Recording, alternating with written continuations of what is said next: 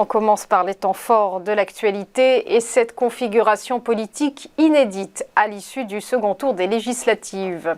Avec 245 sièges, le camp présidentiel est sanctionné et perd la majorité absolue à l'Assemblée. Les macronistes se retrouvent pris en étau entre la NUPES et le Rassemblement national.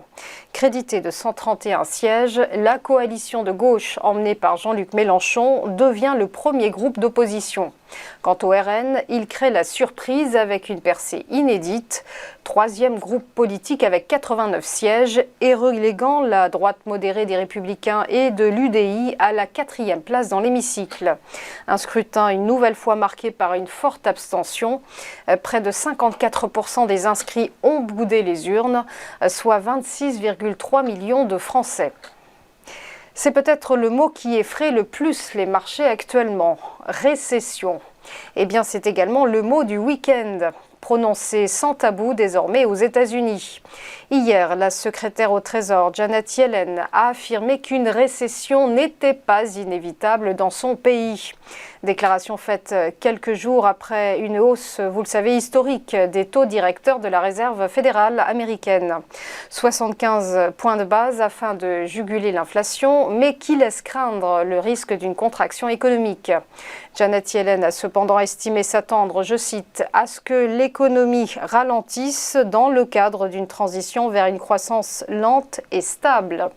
Rappelons que l'économie américaine a d'ores et déjà ralenti, avec un recul de 1,5% du PIB au premier trimestre. Et par ailleurs, sachez que près de 8 grands patrons sur 10 s'attendent à une récession dans leur zone d'activité, selon une enquête du Conference Board. L'Institut de recherche économique américain qui a interrogé 750 PDG et hauts dirigeants. 15% d'entre eux estiment même que le ralentissement est déjà en cours. Enquête réalisée avant la décision de la Fed de rehausser ses taux. Enfin, c'est une première dans l'histoire d'Apple, la création d'un syndicat.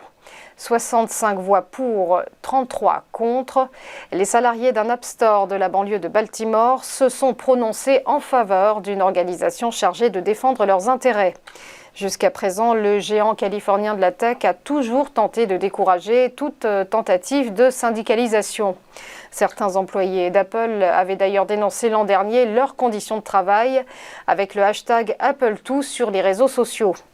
La création de ce premier syndicat chez Apple fait écho à ceux créés il y a quelques mois dans un magasin Starbucks ainsi que dans un entrepôt new-yorkais d'Amazon. On passe au point bourse et petit rappel de la clôture des marchés financiers vendredi dernier. Le CAC 40 quasi à l'équilibre s'est effrité de moins 0,06%. L'indice parisien qui a fini la séance à 5882 points. À Francfort, le DAX en revanche a progressé, plus 0,67% à 13 126 points, tout comme l'indice de Milan qui a gagné 0,29%. Tandis que le FTSE londonien, lui, a cédé 0,41%. À Wall Street, c'était une fin de séance en ordre dispersé et sur une note contrastée. Le Dow Jones a légèrement reculé de moins 0,13%, tandis que le Nasdaq 100 en meilleure forme s'est ragaillardi de plus 1,43%, alors que le S&P 500 a lui grappillé 0,22%.